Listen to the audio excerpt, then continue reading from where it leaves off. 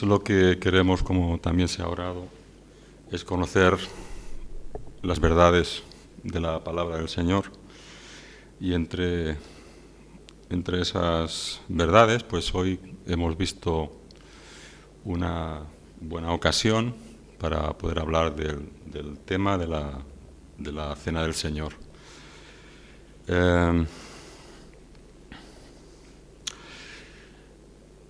Sabéis que la mesa del Señor, el pan y el vino que tomamos regularmente y que la Iglesia ha hecho en la práctica de hace muchos siglos, desde el que el Señor la instituyó, es una de las dos ordenanzas que el Señor nos ha dejado, ¿no? La mesa del Señor y también el bautismo. Son las dos ordenanzas que el Señor nos ha dejado. Y son dos mandamientos que no son opcionales. Para los creyentes no son opcionales. Son mandamientos que Él nos dio.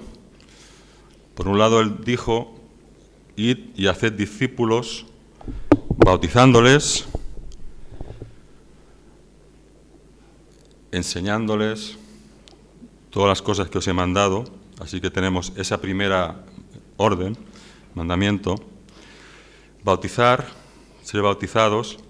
Y también, por otro lado, Él dijo, como hemos leído tantas veces, ¿no?, en 1 Corintios 11, 24 al 25, el Señor, habiendo dado gracias, partió el pan y el vino, y repartió el vino, diciendo que era su carne y su sangre, y Él dijo que se hiciera esto en memoria de Él, y que lo hiciéramos todas las veces que lo hiciéramos.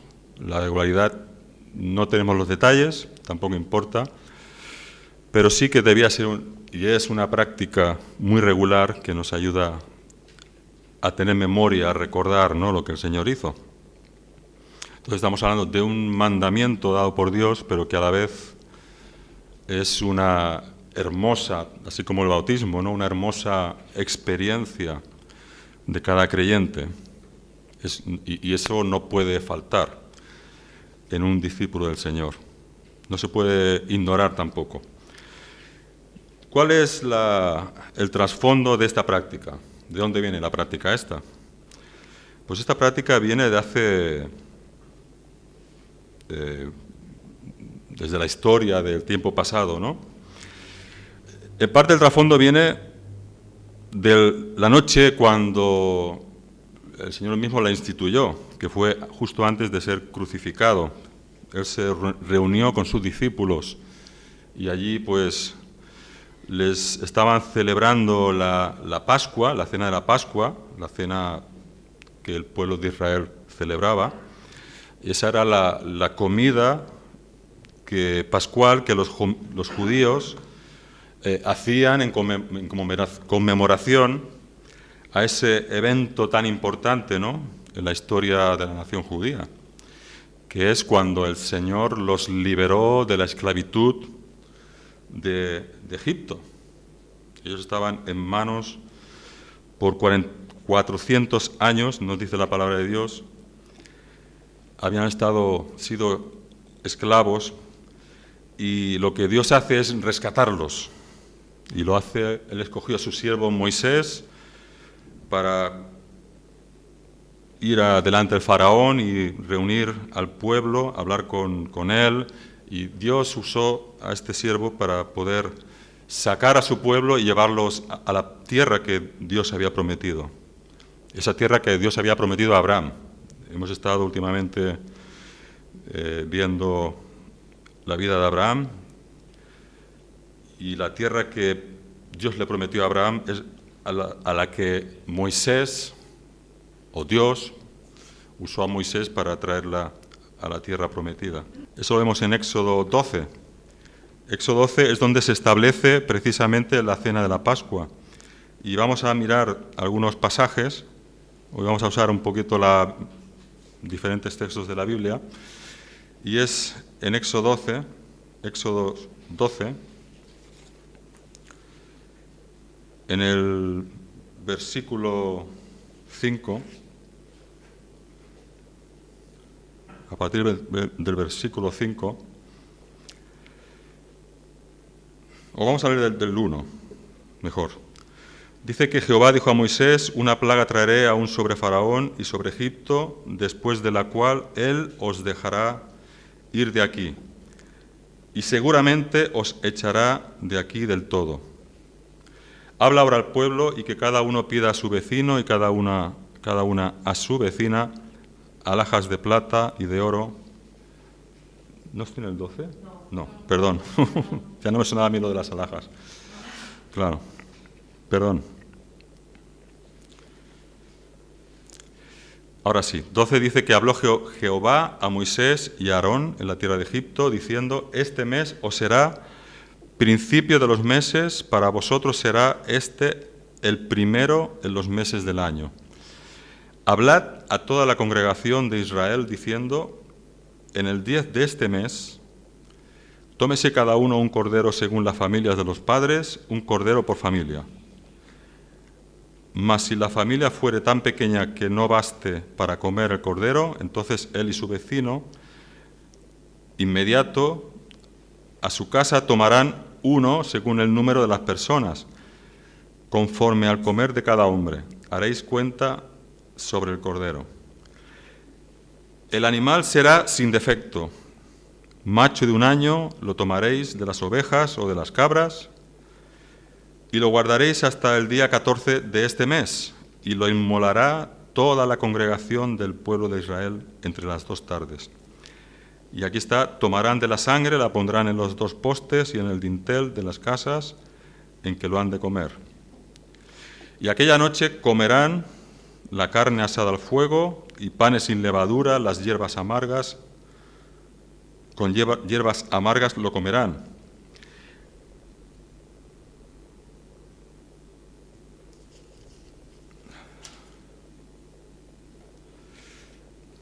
Ninguna cosa comeréis del cruda ni cocida en el agua. Adelanto un poco, algunos versículos, y finalmente dice, en el 12, dice: yo pasaré aquella noche por la tierra de Egipto y heriré a todo primogénito en la tierra de Egipto, así de los hombres como de las bestias, y ejecutaré mis juicios en todos los dioses de Egipto. Yo, Jehová. El 13. La sangre os será por señal en las casas donde vosotros estéis. Y veré la sangre y pasaré de vosotros. Y no habrá en vosotros plaga de mortandad cuando hiera la tierra de Egipto. Así que fue en ese momento, eso es lo que iba a pasar, eso es el juicio de Dios, que iba a pasar, iba a matar a todo primogénito, pero ellos que tenían la marca con la sangre, como Dios había dicho, ellos serían librados. Y entonces el 14 nos dice que: y ese día os será en memoria y lo celebraréis como fiesta solemne para Jehová durante vuestras generaciones. Por estatuto perpetuo lo celebraréis. Así que ahí tenemos el trasfondo, ¿no?, de esta fiesta. Esa celebración de la Pascua era el recordatorio de que Dios había librado a su pueblo, lo había protegido. Así que eso es lo que han estado haciendo cada israelita, cada judío, cuando celebraba esta Pascua, celebrando. El punto principal, precisamente, es ese momento de la liberación del pueblo de Dios de las manos de Egipto, ¿no? Y entonces, eso es lo que Jesús, en la noche anterior a ser arrestado y poco antes de la crucifixión, esa noche fue en la que Jesús estaba con sus discípulos en el aposento alto. Él estaba celebrando precisamente esta Pascua. Y es ahí en ese contexto de la redención de Israel, donde Jesús, mientras está comiendo con sus discípulos, está efectuando esta transición, este cambio en cuanto a este recordatorio, en cuanto a lo que es el significado de la Pascua. Por eso él dijo también que ese sería un nuevo pacto, y además dijo que él no comería más esa Pascua hasta que lo hiciera en el reino. Así que Jesús toma, como todos lo hacían por costumbre, el pan con levadura, las hierbas amargas, etcétera, así como se practicaba. Y cuando llega el momento después de la cena, de coger el pan, es cuando dice: este es mi cuerpo, que es partido por vosotros, y esta es mi sangre derramada. Y también Jesús dice lo mismo: lo haréis en memoria de mí. Ya no en memoria de Egipto, lo haréis ahora, de aquí en adelante, en memoria de mí. Así que el Señor lo que está diciendo ahí precisamente es que Él mismo es el cumplimiento, ese cumplimiento. Realmente eso era un tipo, ¿no? Era una imagen, ¿no? Que simbolizaba precisamente, apuntaba hacia Jesús, ¿no? Al Cordero de Dios, al verdadero Cordero de Dios, ¿no? Que quita el pecado del mundo y que provee verdadera redención, verdadera salvación a los hombres que confían en Él. Gloria al Señor. Así que la redención del cristiano, para el cristiano, está en Cristo, solamente en Cristo. Ya lo he dicho esta mañana, solamente en Él. Y esa celebración de la mesa del Señor, esta práctica de la Iglesia cristiana, es una nueva celebración, es el nuevo pacto del cual nos hablan los profetas en la Biblia.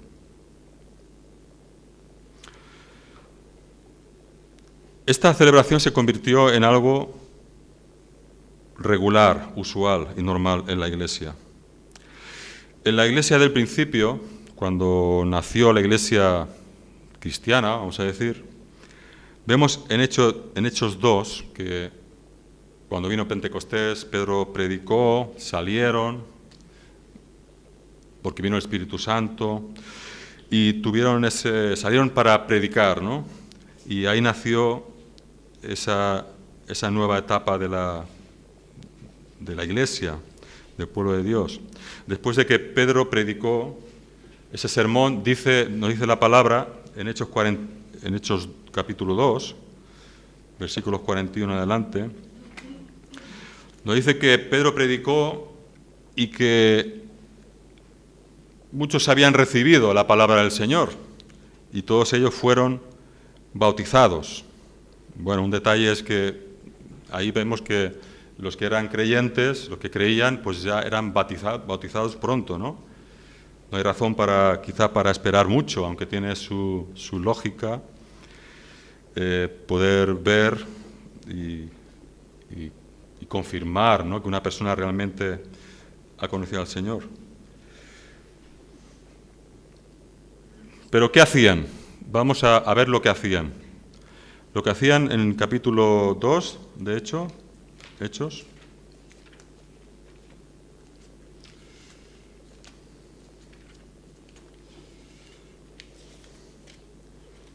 (2:42)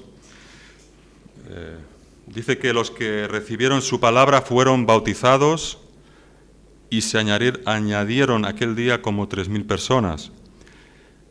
Perseveraban en la doctrina de los apóstoles, en la comunión unos con otros, en el partimiento del pan. Ahí vemos cómo ya seguía esa práctica, esa celebración, y en las oraciones. Sí vemos los importantes que son estos 4 elementos, además, ¿no? La comunión, la enseñanza apostólica, pero también el partimiento del pan y la oración, como prácticas de la Iglesia. Bueno, un detalle es que no nos habla de periodicidad, ¿no? De cada cuánto hay que tomar la Santa Cena. Algunas iglesias celebran la cena pues cada domingo, otras cada mes, nosotros hacemos cada 15 días. Realmente la regularidad no es lo que importa. Hemos leído que ellos día a día, en ese tiempo, continuaban unánimes en el templo. Bueno, no lo hemos leído, pero está en ese contexto. Y que ellos partían el pan en los hogares, en las casas, ¿no? Y juntos lo hacían con alegría, ¿no? Y con sencillez de corazón. Así que la práctica cristiana, como vemos, está fundamentada en la institución de la Cena del Señor por Jesucristo mismo, y esa práctica se convierte finalmente en la norma y en el modelo que la Iglesia debe seguir y ha seguido por los siglos.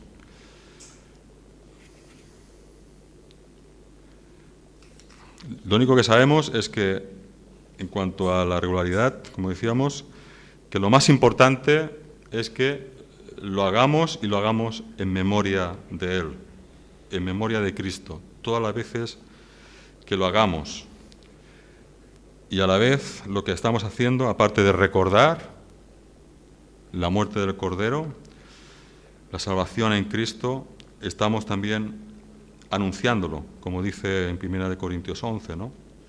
Que cada vez que lo tomáis, la muerte del Señor anunciáis. Pero tenemos que poner énfasis en el hecho de que es un mandamiento, un mandato del Señor, una ordenanza a obedecer lo que el Señor instituyó. A la vez que es un gran privilegio, ¿no?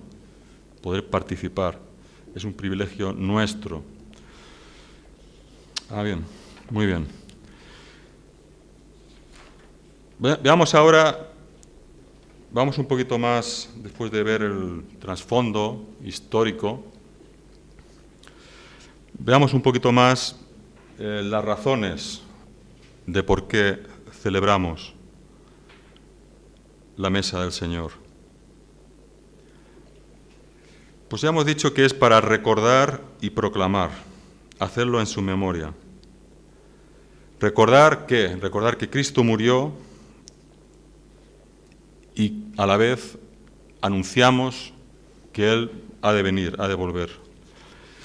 Y esto es lo importante de hacerlo también de forma pública, ¿no? Cuando tenemos visitas, a veces gente que no conoce al Señor, incrédulos, pues lo que estamos haciendo es dando un testimonio público. Estamos anunciando, o debe ser, ¿no?, con intensidad y con claridad, esa obra redentora de Cristo por los suyos.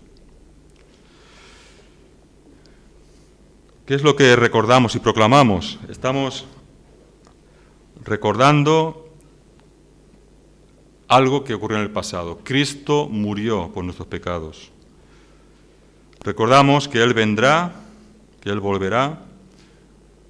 Él dijo a la mesa también a sus discípulos, dice: yo no beberé más del fruto de la vid hasta aquel día que lo beba nuevo con vosotros en el reino de mi Padre.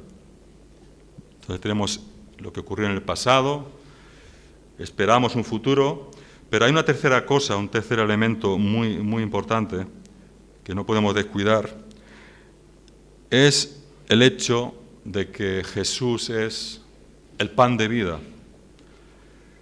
Si leemos, vamos a mirar ahora en Juan capítulo 6, en el Evangelio de Juan capítulo 6.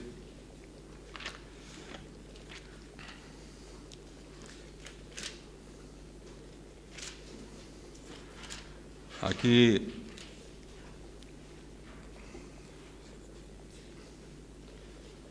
capítulo 6 y versículo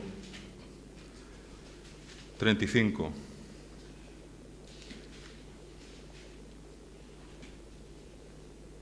Poco después de que Jesús haya hecho milagros, los milagros de la alimentación, multitudes le siguen, incluso al punto de que de que él empieza a hablarles algunas cosas que vamos a leer y muchos empiezan a extrañarse, a no ver muy clara la cosa y muchos empiezan a abandonar a Jesús. Es donde Jesús también les dice que vosotros me buscáis porque habéis comido, no por otra razón. Pero mirad que es en este punto donde Jesús dice, en el 35, Juan 6:35, Jesús dijo, yo soy el pan de vida. El que a mí viene nunca tendrá hambre. Y el que en mí cree no tendrá sed jamás. Nunca más tendrá sed. Veamos el 53.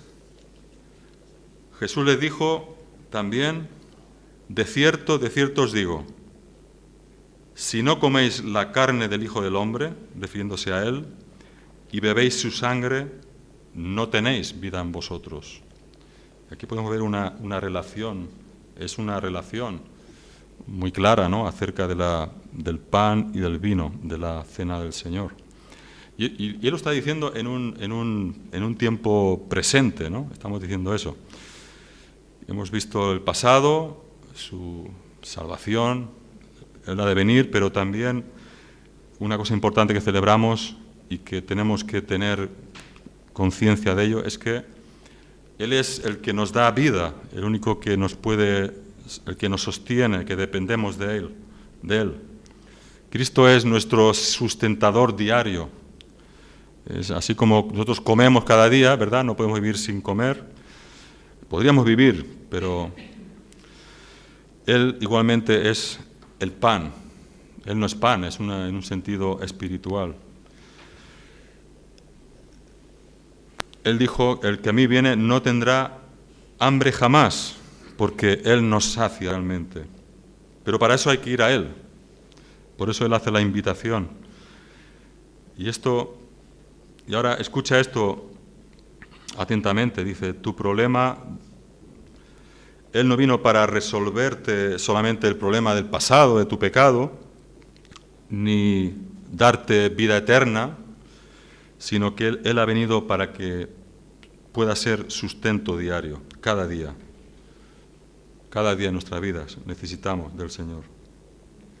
Entonces eso es lo que estamos proclamando, la celebración de la cena del Señor.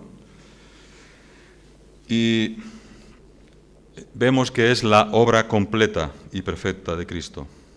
Eso es lo que recordamos, eso es lo que anunciamos.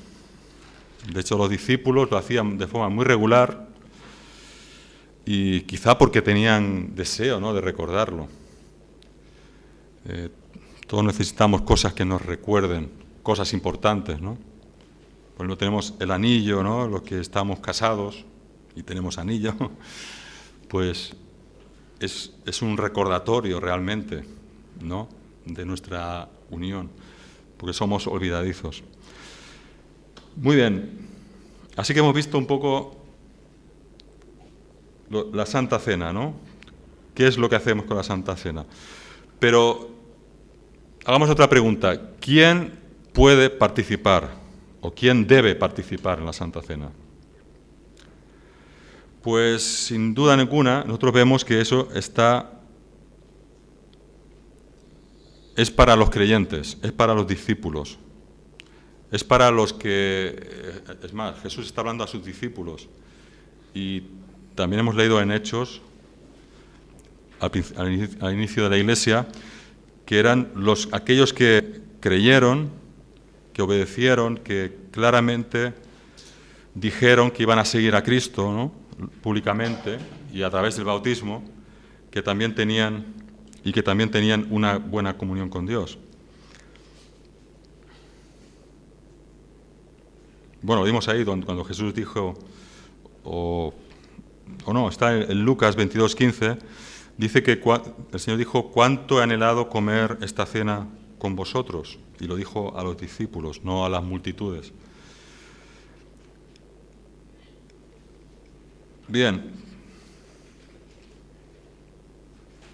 Como vemos, solamente fue para los apóstoles, para los discípulos y para los que habían sido bautizados.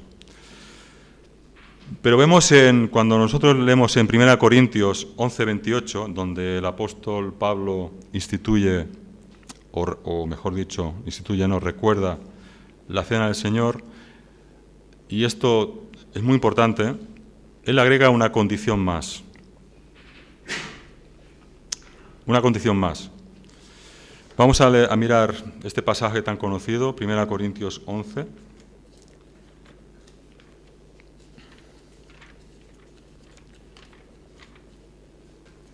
Primera de Corintios 11.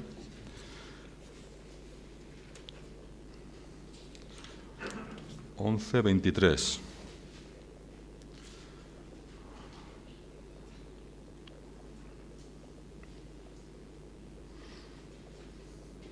Bueno,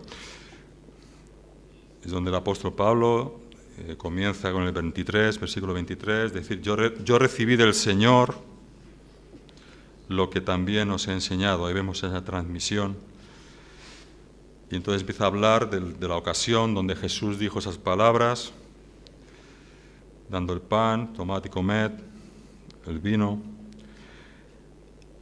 y diciendo que todas las veces se hiciera en memoria de él. En el versículo 27 vemos una condición más.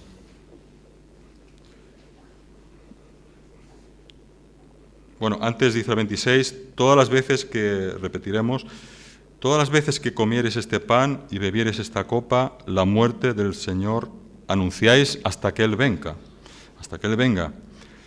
Y luego dice, de manera que cualquiera que comiere este pan o bebiere esta copa del Señor indignamente, será culpado del cuerpo y de la sangre del Señor. ¿Cuál es la condición? Por tanto, pruébese cada uno a sí mismo y coma así del pan y beba de la copa. Aquí vemos que hay la necesidad de probarse, de examinarse. Veis que primero, antes de comer, va el examinarse. Eso es lo que tenemos que hacer cada vez que tomamos el pan y el vino, y lo que hoy vamos a hacer también. Entonces vemos que es una condición más que tenemos que tener en cuenta, y vemos que el examinarse tiene que ver con con tener tu vida en orden, con tener una buena comunión con el Señor. Muy bien, otra cosa, ¿qué implica no participar? ¿Qué implicaría no participar? ¿Por qué hay personas que no participan? Bueno, hay dos razones por las cuales personas no participan, y es muy sencillo. Una, precisamente, porque no es cristiano. Esa sería una, y es lógico, porque está reservado para los creyentes, para los discípulos. Pero hay otras personas que no participan porque dejan de participar. Y si no participan es porque realmente no quieren hacerlo. Y ahora explicaremos por qué. Si no participas es porque no eres convertido. La salvación de Cristo no es efectiva en ti. Y te vas a perder. Esto es algo importante para los que todavía no participan, porque tienen que llegar una vez a tener una buena relación con Dios. Y entonces tienen que tomar una decisión. Pero hay personas que están continuamente por eso hay personas que están continuamente asistiendo a iglesias. Una cosa es los que vienen por primera vez o no saben mucho, pero hay otros que están continuamente asistiendo a la iglesia y donde se proclama Cristo, y pasan de participar, ¿no? Y pasan porque no se han convertido. Probablemente hay personas también que están considerando y todavía no conocen bien al Señor. Pero si llevas tiempo escuchando, hay un peligro ahí, hay que tener cuidado, ¿no? Hay que considerar, hay que estar atentos a lo que se está escuchando, a lo que está proclamando. Que Jesús es Salvador y que solamente en Él hay vida. Así que es muy serio. Hay algunas personas que dejan de participar y pueden haber muchos motivos, pero hay el peligro de caer en la apostasía. La apostasía significa que supuestamente has conocido al Señor, pero te estás apartando. Y en un sentido estás rechazando ya la gracia de Dios, estás alejándote. En 2 de Pedro 2:21 dice que para estas tales personas hubiera sido mejor para ellos no haber conocido el camino de justicia, porque después de haberlo conocido se vuelven atrás y se apartan del mandamiento que ya fue dado. Esto es más grave, hermanos. Las personas que supuestamente o que han hecho profesión de fe y luego dejan de reunirse, dejan de tener comunión con Dios, están apostatando. Por otro lado, hay otro grupo, otros que no participan, pero sí son creyentes. Y hay dos razones principales. Unos realmente no participan porque deciden no participar. Y muchas veces lo hacen porque piensan que no están sus vidas delante del Señor, ¿no? Porque tienen cosas pendientes que arreglar.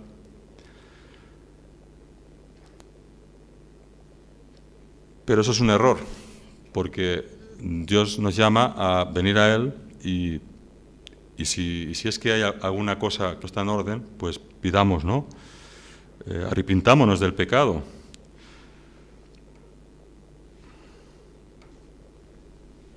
La solución a eso es el arrepentimiento.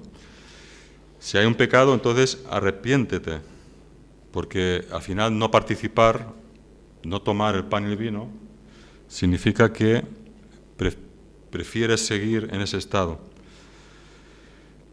Hay otros creyentes que no participan porque están en disciplina, eso también se puede dar.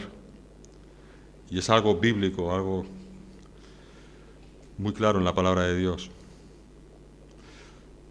Quizá en la iglesia veas creyentes que no participan, pudiera ser porque no han apostatado, pero sus vidas no están en orden, y entonces son creyentes que quizás estén incurriendo en algún tipo de pecado, y no solamente están en ese pecado, sino que va en aumento. No le pone freno, no le pone solución. Entonces, muchas veces ese pecado llega a ser público, la Iglesia llega a verlo, llega a percatarse, y puede ser algo escandaloso, puede ser algo de mal testimonio, la persona o el miembro de la Iglesia va mal, ¿no? Y entonces es cuando la Iglesia tiene la responsabilidad, por amor a la persona, por amor al hermano, es a poner puede tomar la decisión de poner en disciplina. Claro, el propósito de la disciplina es la restauración. Y eso es algo serio, es algo que el propio cristiano está en esta situación, tiene que mirar de reconciliarse con Dios, pero también la Iglesia es responsable, ¿no? De confrontar el pecado cuando es necesario. Y finalmente, ¿qué pasa si se participa de la cena del Señor de manera indigna? Vamos a ver con más claridad qué significa participar de manera indigna. De participar de manera indigna significa participar sin discernimiento. No discierne, dice el 1 Corintios 11, ya lo hemos, es el pasaje que usamos, que no discierne el cuerpo ni la sangre del Señor. Y el que bebe y come y bebe sin discernir, sin razonar, sin considerar lo que está haciendo, sin una conciencia limpia delante de Dios, dice que come juicio, come y bebe juicio para sí. Puede ser una persona que no está teniendo la reverencia de vida al Señor, o el temor reverente.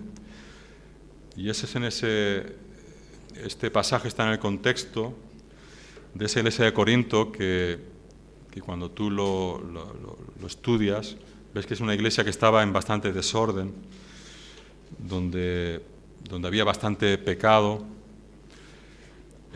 donde había contiendas entre los hermanos, habían celos, habían diferentes cosas, ¿no? Y el apóstol dice en el pasaje de 11, 1 Corintios 11, que también es por eso que muchos están débiles o enfermos entre vosotros. Incluso dice, algunos duermen, ¿no? Y eso quiere decir que a lo mejor el juicio de Dios ha sido quitarles la vida. No quiere decir que hayan perdido la salvación, pero ese es el tipo de juicio, ¿no? Entonces, es esa advertencia, ¿no? Por eso lo de examinarnos, porque participar de manera indigna de la mesa del Señor es exponerse precisamente a esa disciplina o a ese juicio del Señor. ¿Tiene que ser así tal como vimos se ve en los Corintios? No. Dios dirá, ¿no? Dios decidirá. Pero en todo caso todo será para nuestro bien, porque la disciplina es buena. El padre que ama a su hijo lo disciplina.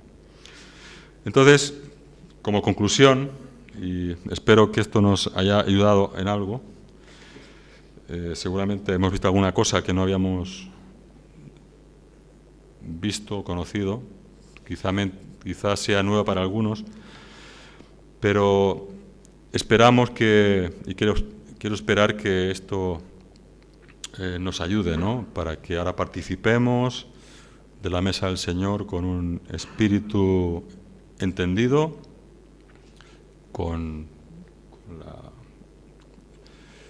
sabiendo que necesitamos autoexamen, examinar nuestras vidas, saber que Dios quiere que vengamos a Él, porque es en Él donde hallamos perdón. Si confesamos nuestros pecados, Él es fiel y justo para perdonarnos de todo pecado, de toda maldad.